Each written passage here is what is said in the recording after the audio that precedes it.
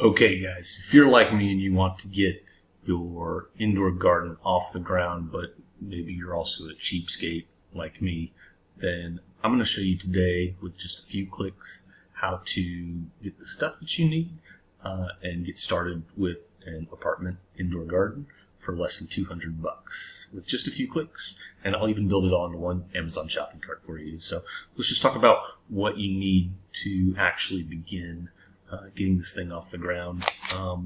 If we look at some online setups, just some folks that already have these fully assembled kits going, you can see that prices start to run up into the hundreds and thousands of dollars.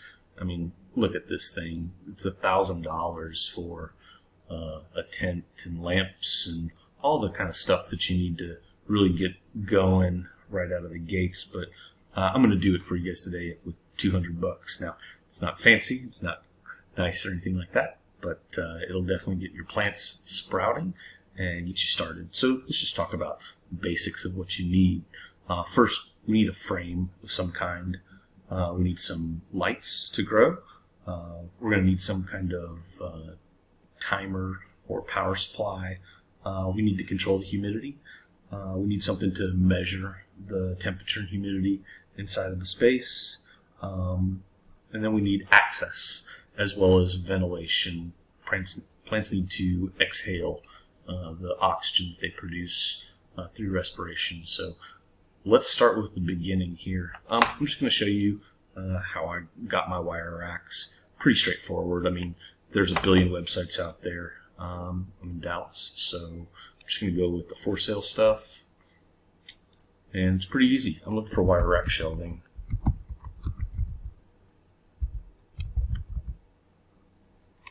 And for the sake of your build, it could be 4 foot by 4 foot, 24 inch, 16 inch. There's all different sizes. Here's the ones I like, 48 by 18, and then super tall. This is a 7 foot tall rack on wheels. You don't have to have casters if you don't think you're going to be moving things around a lot. I can tell you I got two 48 by 18 inch racks for $100. So call that $50 of starting cost on those. And just for sake of argument, you can see there are plenty of listings on all the regular websites that are out there. There's OfferUp, here's Let Go. There's a nice wire rack shelf right there.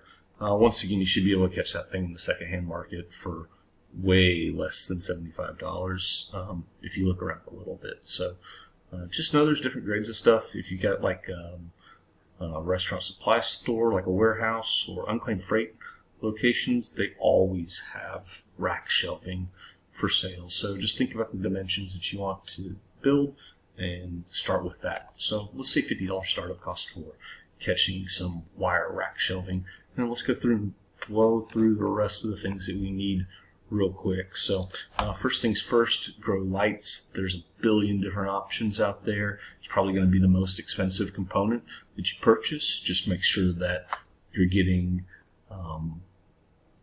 something that's qualified as a grow light. At the end of the day, there's a million YouTube videos out there that you can actually look at that show the difference in scale between the full spectrum grow lights versus the red-blue grow lights, CFLs, the whole kit and caboodle.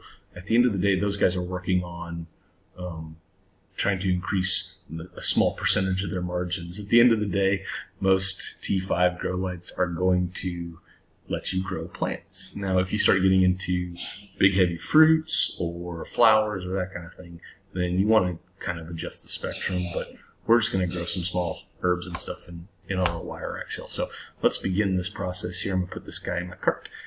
So first things first, boom, there's some lamps.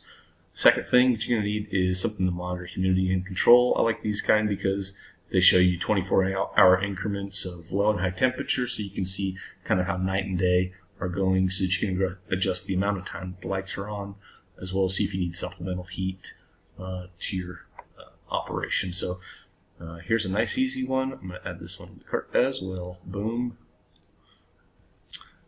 Third thing is I'm going to need to build some Velcro hinges so I can open and close the doors.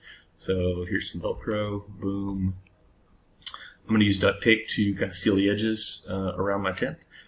So I'm going to put this bad boy in my cart as well. There's just duct tape. And then finally, ventilation. I like to find something that's got an integrated speed controller, even if it's just very basic 1, 2, 3 kind of thing. For a grow operation in only a 4-foot box, you're only going to need to move just a few CFMs until you really start building up into a bigger box or a series of boxes. That's when you can spring for the $100 units, but let's just jump that bad boy in the cart as well. So all said and done, I've basically got everything I need at this point. If you take a look, my cart subtotal is $126 plus shipping if you don't have Prime, that kind of stuff. So between the $50 we spent on the rack and $127 here, we just got everything that we needed for about $177. So there's a good start. Gave you $23 of leeway so you can upgrade any one of those components, or if you have to buy trash bags, which is the next step, hey, go spend something at the dollar store and get yourself some trash bags. So let me show you a look at me just putting together this piece of crap grow set, and I'll show you the end result. Thanks for staying tuned. Okay, so at this point we can already see that the stainless steel shelves have been assembled, and I've put the bottom layer of trash bags on. So this is getting into the more technical part of it, where we're just adding the remainder. It's the back facing us right now, so this whole thing's about to spin around. But I'm going to set the corners first and then get a full wrap in with these trash bags. This is just the first layer. We're going to double up some of these layers so that they're a little bit more robust here in a whole hot minute. But for the time being, we're just cutting these things down to fit and taping them together so that they will just wrap around the enclosure and set us up with good humidity and good heat control. Just duct tape and trash bags from this point on. So for the most part, this is a very inexpensive way to build a humidity chamber or a grow chamber for whatever plants you're putting inside. So you can see I'm just cutting the tops off of these trash bags and then slitting them down the side. Really just trying to get a 1-ply application on these bags. I'm going to double them up in the places where it makes sense to do so. So the sides and the back are pretty much just 1-ply.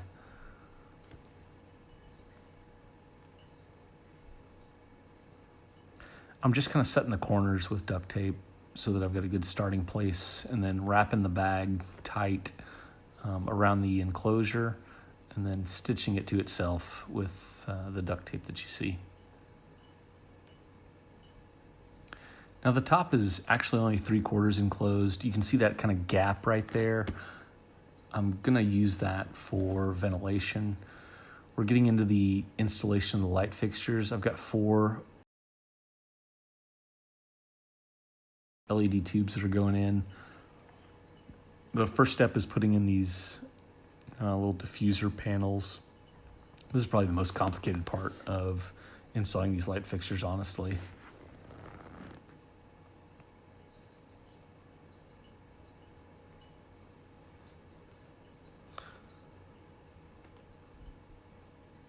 Once these little radiant rails are installed, then it's just a matter of using the daisy chain wires to install them. I've got 4 tubes in total, and I'm actually going to daisy chain the top 2 and then daisy chain them down to the bottom. The one on the bottom front is the only one that actually plugs into the power source. So the top 2 are daisy chained together on the right side, and then they daisy chain down to the bottom 2 tubes on the left side. And then you'll see a small slit in the bag on the bottom right corner. That's where the power plug is actually going to come through. So I zip tied these guys in. It was ultimately unnecessary because they were a perfect fit for the shelving unit that I had. On top of that, I put the little daisy chain wires through the shelves, so it held them in place pretty steadfastly.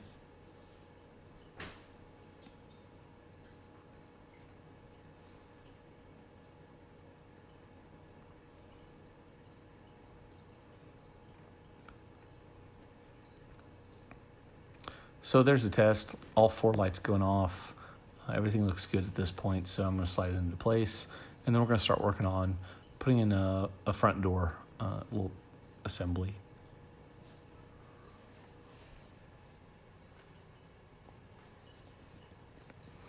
I'm doubling these bags over in the corners and then just taping them into place. That way I've got a real secure connection between the rails and the front doors.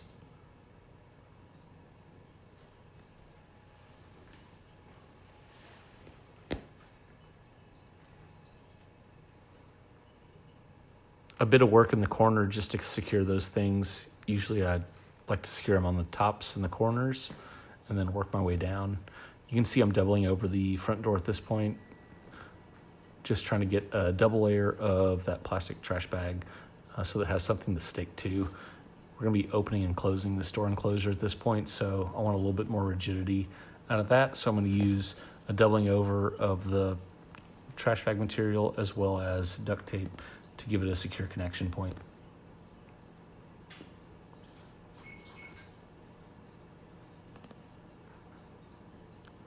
I'm just marking up and putting down some tape seams in the places where they're going to connect together. At this point, you can kind of see how this thing's going to come together. This is the front left panel, and then the front right panel is going to attach to it in the middle. Those have been doubled over to add a little bit to their strength. And then I'm wrapping long pieces of tape from the front to the back on each of the panels just to give it something to grip to.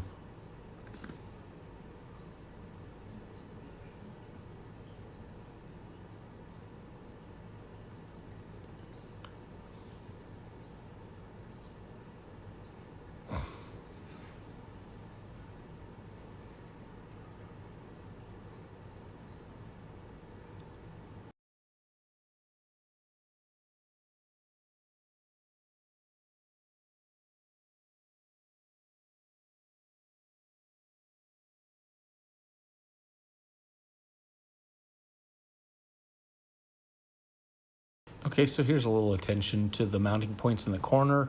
I just want to make sure that I'm putting a piece of tape around from top to bottom, left to right, to give it a little bit more rigidity in the corners.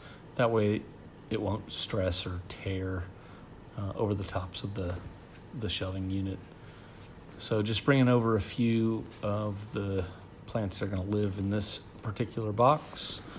I'm starting off with some cucumbers that are going to head down to the bottom in just a second here.